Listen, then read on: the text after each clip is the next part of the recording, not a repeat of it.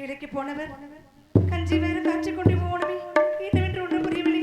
சீக்கிரமாக கஞ்சி ஆச்சு. இதோ எடுத்து போகிறேன். இதோ எடுத்து போகிறேன்.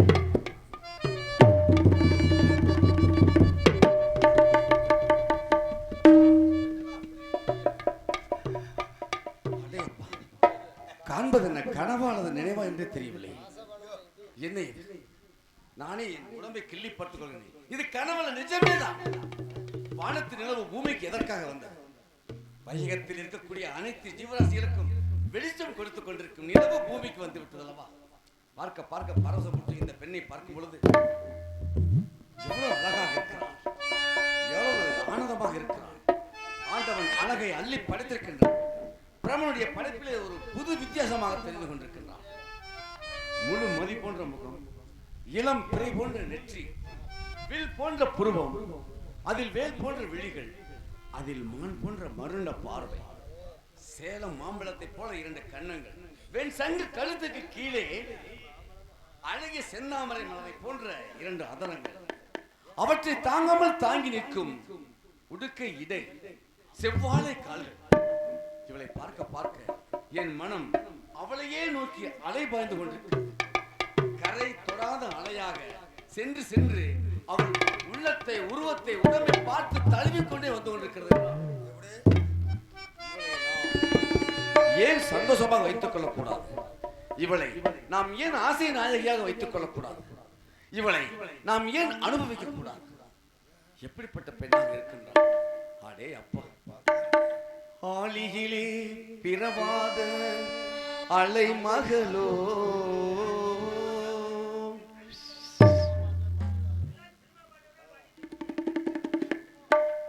ஏழிசை பயிலாத கலை மகளோ,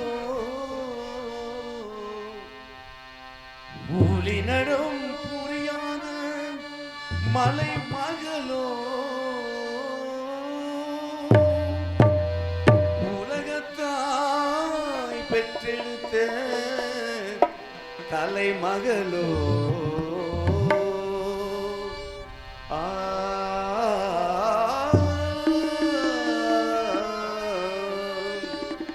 அழகு தெய்வம் மெல்ல மெல்ல அடி எடுத்து வைத்ததோ, நான் அன்பு கவிதை சொல்ல சொல்ல அடி எடுத்து கொடுத்ததோ, அழகு தெய்வம் மெல்ல மெல்ல அடி எடுத்து வைத்ததோ,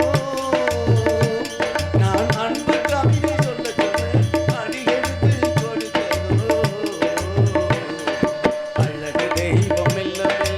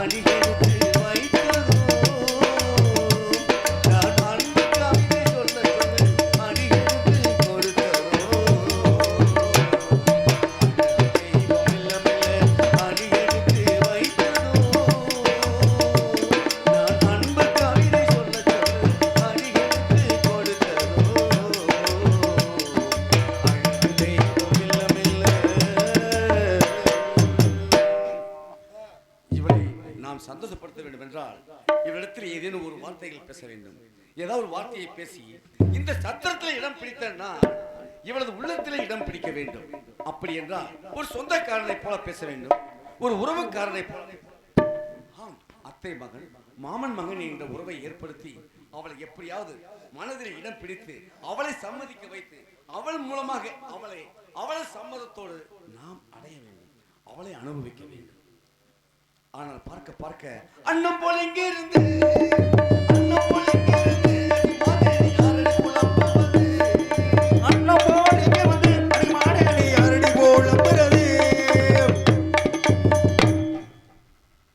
அன்னமாக இருக்கின்றாள், ஆரன் அங்கையாக இருக்கின்றாள், இளம் சின்னஞ்சிறு சிட்டாக இருக்கின்றாள் என்றால் முகத்திலே ஏதோ ஒரு கவலை, உள்ளத்திலே ஏதோ இனம் புரியாத ஒரு சோகம். அப்படி என்றால் இவளது சோகத்துக்கும் வருத்தத்துக்கும் வேதனைக்கும் என்ன காரணம்? புருஷனை பிரிந்தமாவது போல இந்த சத்திரத்தில் பரிதவித்திருக்கும் பெண்ணை பகர்வதை கேளாய்ந்த உனக்கு என்ன சிறு வயதில் தீங்குகள் வந்ததென்ன எனக்கு எடுத்துரைத்தான் நீ துயரகற்றுவேனே. அண்ணம் போல இங்கிருந்து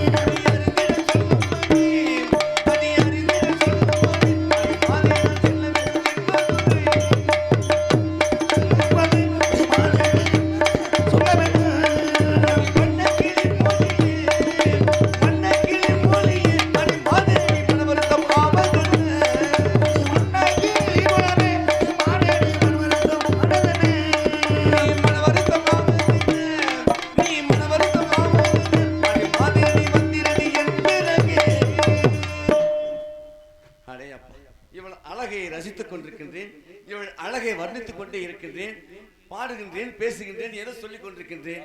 ஆனால் எதுவுமே பேசாமல் மௌனமாக இருக்கின்றாளே. தம்பி, பிள்ளை எதுவுமே பேச மாட்டேங்குது. ஒருவேளை ஊமையா இருப்பாளோ? ஆனா ஒண்ணு, ஊமை பெண்ணா ஊமை சாடை போட்டு தான் பேசணும். ஊமை பெண்ணா இருக்குதுங்கிறதுக்காக நம்ம கவலைப்படவே கூடாது. அட ஆண்டவா, இப்படிப்பட்ட அழகான பொண்ணை படைச்சு, இப்படிப்பட்ட அழகான பொண்ணை கொண்டாந்து வாய் பேசாத ஊமையா படைச்சுட்டானே. அப்ப ஊமை பொண்ணு நம்ம என்ன செய்யணும்? கைச்சாடை போட்டு தான் நம்ம பேசணும். டேய், ஊமை பொண்ணுனா நமக்கு எந்த ஆபத்து ஏற்படுத்தி கொடுக்கவே கொடுக்காது. ஏன்னு கேளு, நாம ஏதாவது தப்பு பண்ணிட்டாலும் கூட இந்த பொண்ணுட்டே நானே தப்பு பண்ணிடுறேன், அடுத்த போய் சொல்றதுக்கு தெரியாது, என்ன ஆபத்தும் வராது, நம்ம மாட்டிக்க மாட்டோம். அதனால ஊமை பொண்ண ஊமைச்சாடை பேசிதான் நம்ம சாடையா பேசி பார்க்கணும். ஆண்டவா, அழகான பொண்ணுக்கு இப்படி ஒரு ஊமையா கொடுத்துட்டியே, என்ன செய்யறது? எப்படியாவது இந்த நிமிஷத்துல பேச்சு வந்துடும். மகமாய் தாயே, சீக்கிரமாக இந்த பொண்ணுக்கு பேச்சு வரணும். யார் ஊமை? நீ ஊமை, அம்மா ஊமை, அப்பா ஊமை, தாத்தா ஊமை, பாட்டி ஊமை, அண்ணா ஊமை, அக்கா ஊமை, ஊமை ஊமை ஊமை ஊமையா? யாரை பார்த்து ஊமையாங்கிற? இப்பதான் எனக்கு சந்தோஷமா இருக்கு. என்ன வாய் பேசிட்டே பாரு. இப்ப பேசாம இருக்காங்க. தங்கச்சில அழகான கோயில் விக்கிரகம் வந்து வாயிலிருந்து பேசுதுன்னா பார்க்க எவ்வளவு ஆனந்தமா இருக்கு தெரியுமா? இல்ல வந்தன ஊமை ஊமைங்கற, யாரை பார்த்து ஊமைங்கற? தனியாக இருக்கும் நின்னை, தனியாக இருக்கும் நின்னை, எங்கன் காணத்து கேட்பதாய், கேட்பது யாராயா, கேட்பது யாராயா, அந்த கேடு கட்ட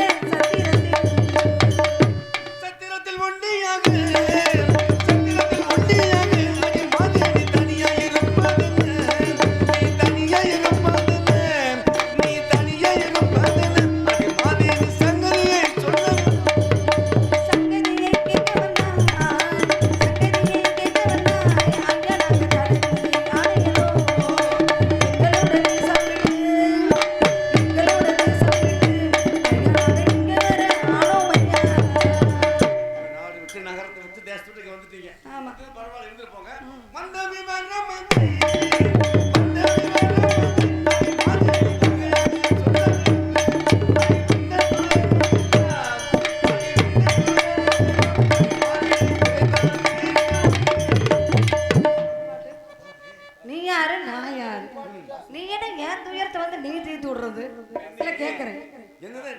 அத்தை மகனா மாமா மகனா இல்ல வேற ஏதாவது சோறா போறியா?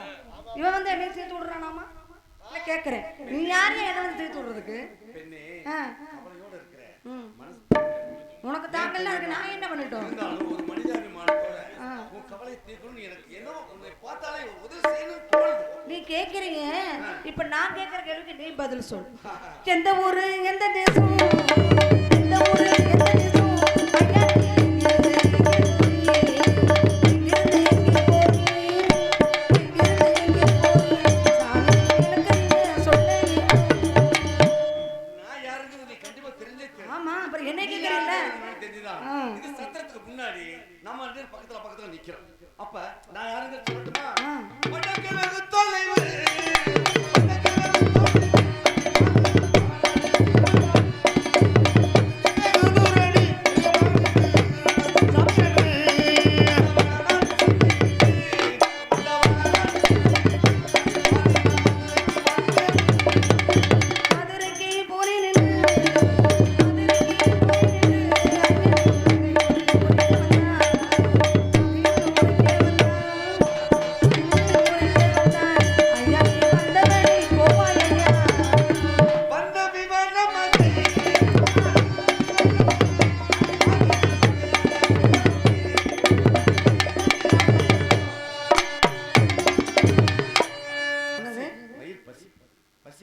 பசிக்கு அதுக்கு நான் என்ன பண்ண முடியும்?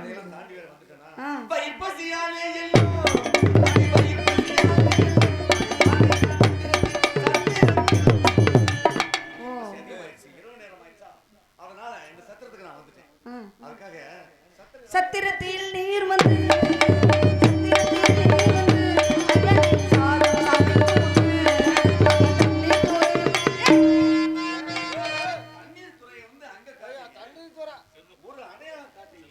ஏன் உனக்கு அறிவு இருக்குதா? ஏங்க தண்ணீர் துறை இருக்குன்னு அங்க வந்து நீ இங்க வந்து இது பண்ணிட்டு இருக்க? நீ ஒரு அடையாளத்தை காட்டும் போது சரி சரி அது நேரா அந்த அடையாளத்தை அந்த அடையாளத்தை இங்க ரெண்டு பாரு. நீ காட்டும் போது நான் பிடிக்கல அப்படின்னா அடையாளத்தை நான் மறந்துடுவேன். நீ மறந்துட்டு அலைமையாடுற தேடுவேன். அங்க தண்ணீர் துறையும் உண்டு, தண்ணீர் துறையும் உண்டு. என்னது அங்க தண்ணீர் துறை? பெண்ணே நீ காட்டியதோ தண்ணீர் துறை, நான் கண்டேன் ஒரே ஒரு முறை. என்ன கண்டாய் குறை?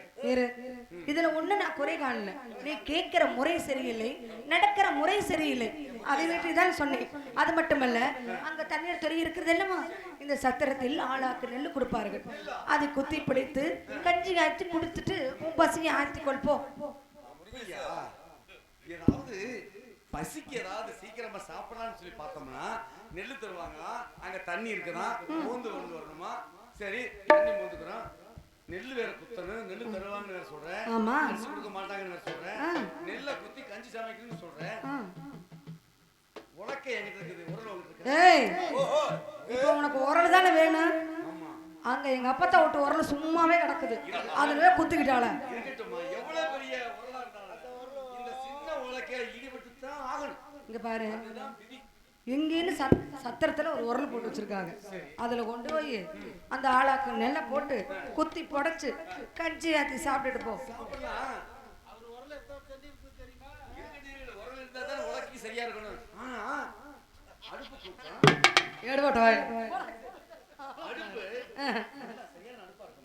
சரியான அடுப்பா? இங்க பாரு, நான் ஒண்ணு சட்டி கொடுக்கல, சட்டி இங்க இருந்து கொடுப்பாங்க. நீ அதுல சமைச்சு ஒண்ணுட்டு பண்ணா சட்டி கொடுக்க வந்திருக்கேன். ஏதோ நீங்க அடுப்பு காட்டுங்க, நான் வேணா என் பானையை வச்சு பாக்குறேன். ஏதோ பொருத்தி போட்டா இங்க பாரு, பொதுவா அடுப்பு அந்தந்த இடத்துல அந்தந்த அடுப்பு இருக்கும், அதுல போய் நீ பத்திட்டு போ. உனக்கு நான் அடுப்பை காட்ட நான் ஒண்ணு வரல. நான் இருக்கிற நிலைமையில அடுப்பு தேடி, விறகு தேடி, தண்ணி தேடி, செத்தை தேடி அந்த நெல்லை குத்தி கஞ்சி சமைக்கணும்னா அரிசி தனியா, தவிடு தனியா, உம்மி தனியா பிரிக்கணும். அப்படிப்பட்ட வேலை செய்யறதுக்கு என்னால ஆகுமா? ஆகவே ஆகாது. ஆகையினால் சமைத்துணை வல்லையடி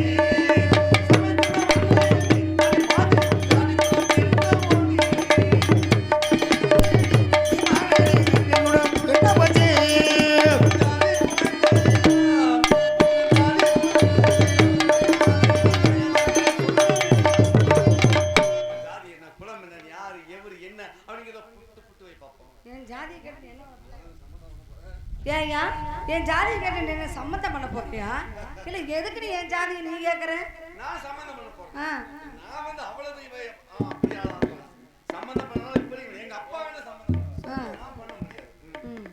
சம்பந்தம் செய்யவில்லை.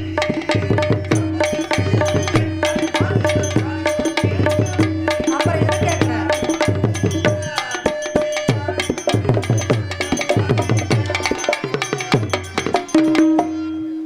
சொல்லுகிறேன் கேளுமையா சொல்லுகிறேன் கேளுமையா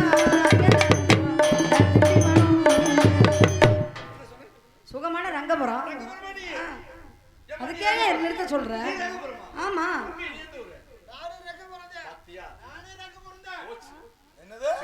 நீங்க ரங்கபுரமா? நீங்க ரங்கபுரமா? என்ன எல்லாம் ஒரே ஒரே ஊரா வந்திருப்பீங்களா இருக்கு? ஆஹா ஓ எல்லாம் அண்ணன் தம்பி சித்தப்பே மகன் எல்லாம். ஒரே ஒரு சேர்ந்து சரி நீ ரங்கபுரம் சொல்லணும்னே நானும் ரங்கபுரம் தான். எவ்வளவு ஒற்றுமை பார்த்தாயா? அடடடா ரொம்ப ஒற்றுமை தான். நான் ரங்கபுரம் சொன்ன உடனே எனக்கு அப்பவே தோணுச்சு. முதல் சத்தத்துல பார்த்தேன்லவா பார்க்கும்போது ஏதோ ஒரு பார்த்த நீ ரங்கபுரம்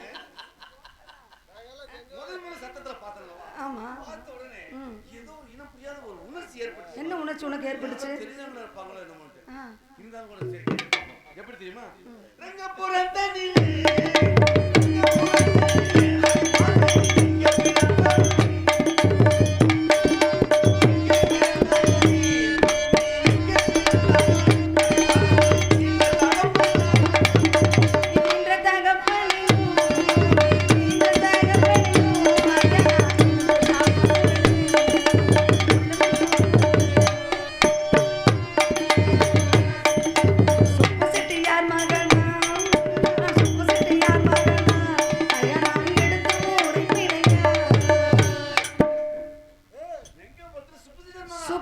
மகள் தான் நான்.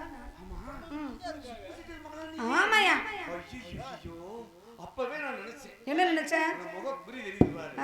பார்த்தா எங்க அத்தை முகச்சாடு அப்படியே உங்ககிட்ட இருக்குமா? என்ன ஒரு முகச்சாடு? அத்தை முகச்சாடு உனக்கு அப்படியே இருக்குதா? பழக்கப்பட்ட முகமா தெரியுதே, பார்த்த முகமா தெரியுதே. ஏன்னா சீக்கிரத்தை அடையாளம் கண்டுபிடிக்கலாம் கூட முகச்சாடை வச்சு கண்டுபிடிப்பாங்க. அப்படி இருக்கும் பொழுது ஆமாயா யாரு யாரு? எங்க அப்பா. அப்பா எனக்கு மாமா. மாமாவா? உங்க அம்மா யாரு? யாரு? எனக்கு அத்தை. எனக்கு தான் அம்மா. எங்க அப்பாவோட கூட பிறந்த அத்தை. உனக்கு அத்தை? ஆமா ஆமா எல்லாம் சேர்ந்து வாங்க எல்லாம் முறை கொண்டுட்டு. உனக்கு ஒரு அம்மா அத்தை முறை ஆகுது? அத்தை இல்ல சின்னம்மா. சரியா தான் சின்னம்மா. அவங்க எல்லாம் சரியா தான் சொல்றாங்க.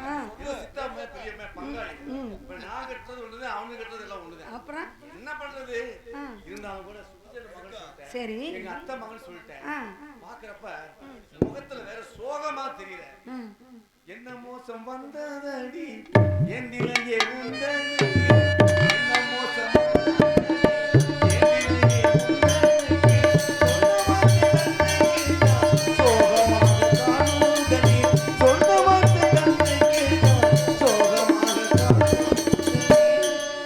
சொந்தமென்று என்னை பார்த்து சொல்வது உமக்கு சொந்தமென்று என்னை பார்த்து சொல்வது உமக்கு எந்த நேரத்தில் உனக்கு சொந்தமாக வாழ்வதையா எந்த நேரத்தில் உனக்கு சொந்தமாக உங்க அப்பா பத்தி நான் சொல்லணும்னா எனக்கு மதிப்புக்குரிய மாமா சொல்லலாம் அப்படியே அடிக்கிட்டே சும்மா மாமா மாமா ஆகாத எனக்கு எரிச்சலா இருக்கு என்று சொல்லி வந்தாய் சொல்லி வந்தாய் மாமன் என்று அவரை பார்த்து சொல்வது உமக்கு மாமன் என்று அவரை பார்த்து சொல்வது உமக்கு எந்த நீதத்தில் உனக்கு அவர் மாமனாருதையா எந்த நீதத்தில் உனக்கு அவர் மாமனாருதையா என்ன நம்ம அத்தை மகளாட்டம் மாமா மகளாட்டம் மாமேங்கிற மச்சாங்கிற சொந்த வேற கொண்டாடுற எனக்கு ஒண்ணுமே புரியல. புரியலையா? இப்ப தெளிவா சொல்றேன் பாரு, நல்லா புரியற மாதிரி சொல்றேன் பாரு. இல்லை என்று சொல்ல வந்தால் என்ன மதி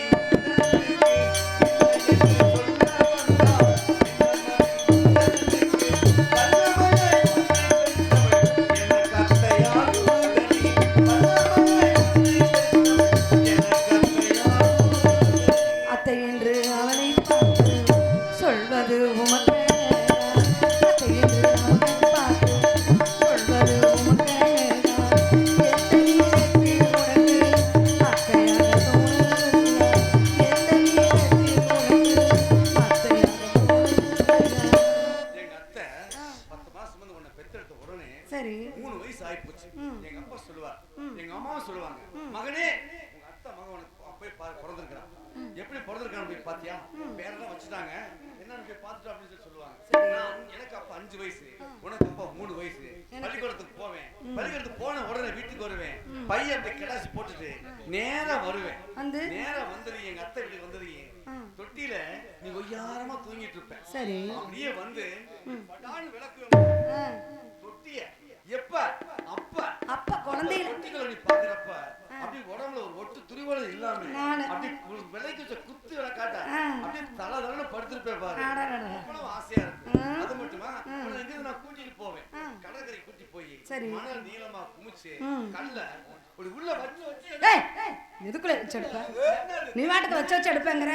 தப்பா நினைக்க கூடாது. திருச்சிட்ட தாம்பல் விளையாடுவோம். அந்த விளையாட்டு வச்சு எடுக்கிற விளையாட்டுனா உனக்கு ரொம்ப ரொம்ப பிடிக்கும். எனக்கு அந்த விளையாட்டு தான் வேணும்னு கேட்பேன். நான் வேற விளையாட்டு சொல்லுவேன். ஏன்னா அத்தை மகன் பாரு.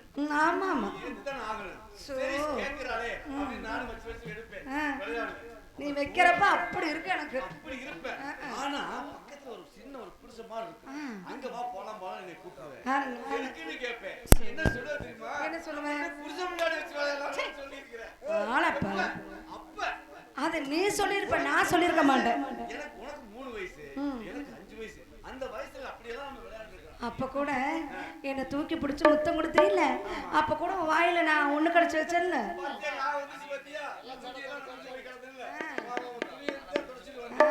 அப்ப கூட நீ என்ன விடல பாரு.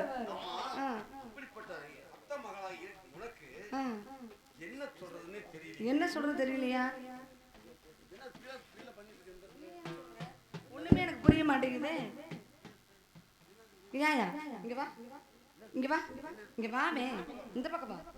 சரி, அத்தை மகங்கிற, மாமா மகன், எனக்கு சொந்தம் பந்தம் அப்படிங்கிற.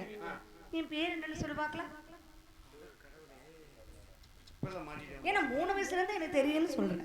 அப்ப பேர் தெரியணுமா இல்லையா? பேர் சொல்லு.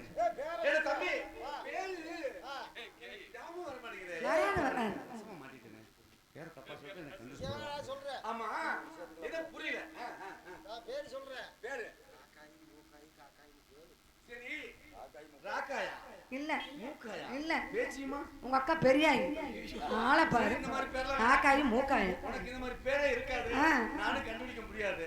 உன் பேரு முத எடுத்து சொல்லு. ஆமா, நான் தெரியாம கேக்குறேன்.